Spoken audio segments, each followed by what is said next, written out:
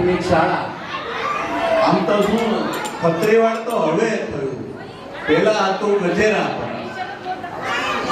અને આ બાલ મંદિર, આ પ્રાથમિક શાળાના પ્રિન્સિપાલ શ્રી, આજના આયોજકના અધ્યક્ષ શ્રી, મંચસ્થ આગેવાન અને આ શાળાના શિક્ષક, આમ તો હું એને મિત્ર ન કહી શકું, ગુરુ કહી શકું. ઉંમર ગમે એવડી હોય એ ગુરુ છે.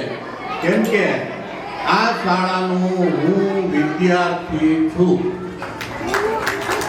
1957-58માં આ શાળામાં હું પહેલા ધોરણમાં દાખલ થયો હતો. 3 ધોરણ સુધી ભણેલો. મારા બીજા 3 ભાઈ બહેન પણ આ જ સ્કૂલમાં અભ્યાસ કરતા. રહી વાત પ્રગતિની, એમ કહેવાય છે ને કે વાડ વગર વેલો ચડે નહીં. એમ આપણી આ અમરેલીની કમનસીબી છે કે અમરેલીની મારી દ્રષ્ટિએ મારી શાળા છે એટલે હું તો 1% પણ નબળું ન બોલું હોય તો પણ સાઈડમાં ધકેલાઈ ગઈ છે. કેમ કે કોઈનું ધ્યાન નથી ગયું, અથવા તો આ શાળામાંથી ભણીને ગયેલા વિદ્યાર્થીઓ જે ઘણી સારી પોસ્ટ ઉપર છે તેઓએ ક્યારેય આ શાળાની મુલાકાત નથી લીધી. અથવા તો એમ પણ ગણાય કે આ શાળા તરફથી ભૂતપૂર્વ વિદ્યાર્થીઓને જૂની યાદી જોઈ અને સંપર્ક સાધવાનો પ્રયત્ન નથી થયો. જો બાળકો ઈચ્છતા હોય પોતાના મા બાપ ક્યાં ભણેલા છે અને અમરેલીની જૂની શાળામાં સારી બેસ્ટ સ્કૂલ કઈ છે, તો મારી દ્રષ્ટિએ અશોક શારદા મંદિર અમરેલીનો પ્રથમ નંબર આવે. આજે મારી ઉંમર 62 વર્ષની છે. મારી મોટી બેન પણ ભણતી આ સ્કૂલમાં અને એવું કહેતી કે તું જ્યારે આ શાળાને એન્યુઅલ પ્રોગ્રામમાં જાય ત્યારે મને કહેજે, મારે આ શાળામાં આવવું છે. સંજોગો સાથ કોરોનાએ ઘણા વ્યક્તિઓનો ભોગ લીધો, એમાં એ મોટી બેન પણ જતી. બીજા નંબરની બેન છે એ મહુવા છે અને એ આવી ન શકી કેમ કે એને ખ્યાલ નહોતો. ત્રીજા નંબરની બેન હમણાં આંતરરાષ્ટ્રીય મહિલા દિવસ ગઈ તારીખ 7ના રોજ, ત્યારે મ્યુનિસિપલ ગર્લ્સ સ્કૂલ તરફથી તેમના વાલીઓ ટીચરો તરફથી તેના જૂના વિદ્યાર્થીઓને બોલાવવામાં આવેલા અને તેમાં આરિફાબેન પણ હતા અને તેમની બેનપણી ગયો અને મારી નાની બેન ગયો, ઉમા પણ આવી. ત્યારે મેં આરિફાબેનને, હું તો અવારનવાર અમરેલીમાં છે એટલે મળતો જ રહું છું ને, ઇતિહાસભાઈ વકીલ છે મારા મિત્ર છે એટલે રોજ અમે ભેગા થાય. હવે બાળકોને પ્રોત્સાહિત કરવાની વાત તો ત્યારે આવે છે જ્યારે આપણે એને વધાવતા હોય, એને પ્રોત્સાહન આપતા હોય, એના માટે આવતા હોય. જેવું આવડે એવું તમે એને એક વખત તો ધક્કો મારો, પાછળ હું છું પડીશ તો વખર લઈશ. એવું આપણને આ શાળામાં આ સ્કૂલ માટે અમરેલીમાંથી ઊભું કરનારો કોઈ મળ્યો નથી. કેમ કે આપણને જાણતા નથી કે ઓળખતા નથી કે સંજોગો સાથે રહી જાય છે. એટલે આપણે એમ નામ ડગું ચાલતા આવેલા છે. શરૂઆત થઈ છે. આવડા જ બાળકો હતા, એણે જે કૃતિ રજૂ કરી એ વખતે અમને ઊભા થઈને સ્ટેજ માથે આવતા ન આવડતું પગ ધ્રુજતા. અમારી માતૃ સંસ્થા 1968માં હું હતો.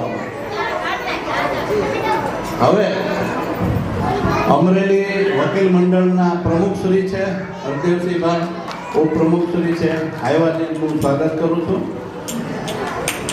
હવે આજ જ્યારે વાલીઓ આવેલા છે, બેઠા છે, ત્યારે આ દરેક બાળકો અહીંયા લાઈનમાં ઉભા રહ્યા અને એવું કીધું તારે શું બન્યો છો એ બરાબર, એ તો આપણો ઇતિહાસ જોઈને એને આપણે બનાવ્યા અને એ બની ગયા. પણ ભવિષ્યમાં શું બનવું છે એ એક પ્રશ્ન એને પૂછવાનો આપણા તરફથી છતી રહી જવા માંગી છે, અથવા તો ધ્યાન નથી ગયું એવું કહું તો ચાલે. જ્યારે બાળકની કંઈક ને કંઈક બનવાની મહેચ્છા હોય જ છે. ઊંચું જોઈ તો જેટલું જોવાય, જેટલું ખેંચાય એટલી નજર ખેંચાય છે. નીચું જોઈ એટલે પગલાથી વાત થઈ ગઈ પૂરી. આકાશમાં જોઈ એટલે અનેક ગ્રહ, અનેક તારા બધું દેખાય છે. એટલે હંમેશા ઊંચું જોવાનો અને ઉપર ચડવાનો આગ્રહ રાખો. જે ચડતું હોય એને પકડો તો એ જાય છે, તમને સાથે લઈ જશે. પણ જે પડે છે એને પકડો, એ તો પડે તમને પાડશે ભેગા. આટલા નાના બાળકો છે એને અત્યારથી જ આપણે એવું શિક્ષણ, એવું જ્ઞાન, એવા સંસ્કારનું સિંચન કરીએ તો આ બાળકો કંઈક આગળ વધે અને સમાજમાં મોભાદાર સ્થાન પ્રાપ્ત કરે. હવે મેં જૂના વિદ્યાર્થીઓને યાદ કરીને ભીનું રેકર્ડ જોઈને મંચસ્થમાં કે આ કાર્યક્રમો બોલાવવા માટે હું એટલા માટે વિનંતી કરું છું કે તમને કોઈને કલ્પના પણ નહીં હોય એવા હોદ્દા ઉપર આ શાળાના બાળકો અત્યારે બેઠા છે અને અથવા તો નોકરી પૂરી કરીને કોઈ પોતાના સંસારમાં અથવા તો એના આયુષ્ય અનુસાર હશે. હવે બાળકોને કંઈક બનવાની ઈચ્છા હોય તો આપણે પૂછીએ તારે શું બનવું છે, તો એ કહે છે એનું સપનું કહે છે. બધાની વચ્ચે નહીં બોલે પણ ધીમે ધીમે એને જે બોલવું હોય મંચમાંથી બોલાવીને પૂછાય, ક્લાસમાં બોલાવીને પૂછાય. હવે જ્યારે આપણે બાળકને શું બનવું છે, ક્યાં જવું છે, શું કામ ભણે છે એ જ ખબર નથી. આ તો માવતરે ભણવા બેહાય વાંચતા લખતા આવડે એટલે હું ભણું છું ત્યાં હું લીધું.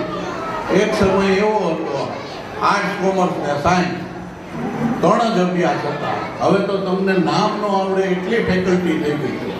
તમારા બાળકો એટલી જગ્યાએ પહોંચી જાય છે. તમને એક નાનો એવો દાખલો દો. મારો સર નાનો બાળ્યા સેન્ટ મેરી સ્કૂલમાં ભણતો હતો ત્યારે એને કેજી પ્લેન ચલાવે છે, રોકેટ ચલાવે છે, એનું માર્ગદર્શન આપણી અમરેલીની ઓમનગરમાં રહેતી દીકરી શીખવાડે છે. કેમ કે એ એર ઇન્ડિયામાંથી એ જર્મન ગવર્મેન્ટમાં ગયો. આજે એનો પગાર પર મંથ 85 લાખ રૂપિયા છે. 85 લાખ, જે આપણી વાર્ષિક આવક નથી થતી, એન્યુઅલ નથી થતી ને આજીવન નથી થતી. ભેગા કરીને તૂટી જાય કે 2 ડિગ્રે માંડ થાય. બરાબર? એટલે આ હકીકત છે. હવે એક નાની એવી બાબત કહું. આજના બાળકો અને વાલીઓ બેઠા છે. આપણા ગુજરાત ગવર્મેન્ટની અંદર, ગુજરાત યુનિવર્સિટીની અંદર કન્યાઓ માટે સરકાર 40 લાખ રૂપિયા શૈક્ષણિક ફ્રી ઓફ ફાળવે છે. શાના માટે? પાયલોટ ટ્રેનિંગ ને પાયલોટ બનવા માટે. આપણી દીકરીને ઓછા પર્સન્ટેજ આવ્યા હોય એવું નથી. બધા વિદ્યાર્થીઓને 90%, 95%, 99% આવે. ટકા વધુ આવે બહુ સારી વાત છે, પણ જેને નથી આવતા એનો અર્થ એ પણ નથી કે ખોટ છે. 5 આંગળી સરખી નથી હોતી, પણ જરૂરિયાત બધાની પડે છે. એક આંગળી ન હોય તો આપણું કામ નથી થતું. એ જ રીતે આપણી આ દીકરીઓને ધીમે ધીમે ધક્કો મારીને પહોંચાડો. આર્થિક સગવડ હોય ન હોય ગમે એમ કરીને પહોંચાડો. આ તમે જોવો છો અમરેલીના આકાશની અંદર સવાર સાંજ 2 ટાણા માથેથી વિમાન પસાર થાય. આપણને બીકે લાગે માથે ન આવે સારું, પણ હકીકતમાં એવું નથી. ક્યારેક એરપોર્ટ કે એ લોકો જે હોટલમાં રહે છે કે જે જગ્યાએ રહે છે એ જોવો તો વિદ્યાર્થીઓ જે જેન્ટ્સ છોકરાઓ છે એને એની મૂછું નથી આવી અને છોકરીઓને વિશેષ કોઈ સ્ત્રી લગતી સમજણ નથી આવી. છતાં એ પાયલોટની ટ્રેનિંગ છે. મોતની બીક તો એ નહીં લાગે. બધા એવું કે વિમાન થોડા મરી જાય તો આવડો એર ઇન્ડિયાનો દાખલો છે. ઓલા નીચે બેઠા હતા તોય મરી ગયા. હકાવા વાળા ચાલો ઉપરથી પડ્યા તો મર્યા, પણ ઓલા તો નીચે બેઠા હતા. એટલે મોતથી બીવાની જરૂર નથી. ગમે ત્યાં હોય. કોરોના આવ્યો કે વગર વિમાન હકાવે કેટલાય વીઆઈપી એટલે 12 ધોરણ સુધી ભલે તમારી દીકરીને ઓછા ટકા આવે, છત્રી માથે 37નો માર્ક આપણે નથી જોતો, પણ વિદ્યાર્થીને, આપણી દીકરીને, દીકરાને સપોર્ટ કરો અને પહોંચાડી દો. એને 5 વર્ષ ગુજરાત યુનિવર્સિટીમાં અથવા તો એરોમેટિક જ્યાં શિક્ષણ હોય ત્યાં દાખલ કરો. ગવર્મેન્ટ ફી આપે જ છે, ફ્રી ઓફ ચાર્જ છોકરીઓ માટે, અને છોકરા માટે સ્કોલરશીપ એની ટ્રેનિંગ અનુસાર આપતા જાય.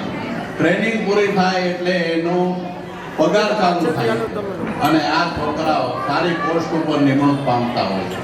એવું કાંઈ નથી કે ભણ્યા એટલે ડોક્ટર જ થાય, વકીલ જ થાય, વેપારી જ થાય. દરેક પોતાની ક્ષમતા પ્રમાણે અનેક પ્રકારની ફેકલ્ટી છે.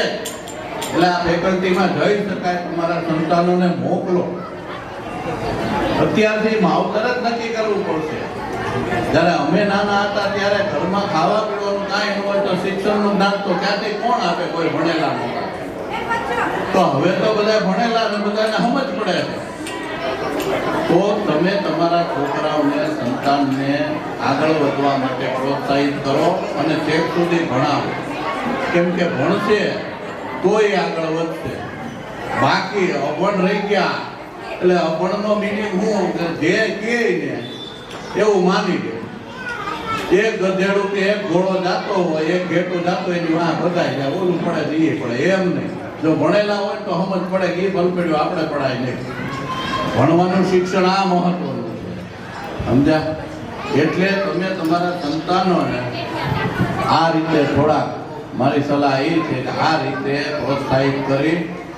માત્ર એન્યુઅલ મિટિંગમાં આવવાથી, ચા નાસ્તો કરવાથી, જમીન વયા જવાથી આ કાર્યક્રમ સિદ્ધ નથી થતો. તમારું સંતાન, બાળક થોડુંક આગળ વધશે તો તમને યાદ આવશે. આજ વર્ષો પછી જે સંતાન આગળ જશો એ મને આજના શબ્દો યાદ કરશો. એક વખત ચર્ચા થઈ. વિશેષ તો કંઈ નહીં કહેતા, એ ઘણા મહાનુભાવો બેઠા છે. એટલે તમારા સંતાનોને ભણાવો. ટકાવારી નથી આવતી તો એવું નહીં માનો કે મારું સંતાન નબળું છે. નબળું નથી હોતું. બાળક નાનું હોય ને, બહુ કુમળી વયનું હોય છે, છોડને જેમ બાળો ને એમ મળે અને બધી સમજ પડતી હોય છે. સાંભળતા આપણને હોય, પડખે કાન હોય એના કે મમ્મી તું પપ્પાને શું કહેતી હતી, પપ્પા તને શું કહેતા હતા, અને એને એટલી નથી સલાહ કરતા. અને આચાર્યનો ખૂબ ખૂબ આભાર માનું છું. અને આજના આ શાળાના વિદ્યાર્થીઓ જે કૃતિ રજૂ કરે છે એને પ્રોત્સાહન રૂપે હું 5,000 ને 1 રૂપિયા શાળાને આપું.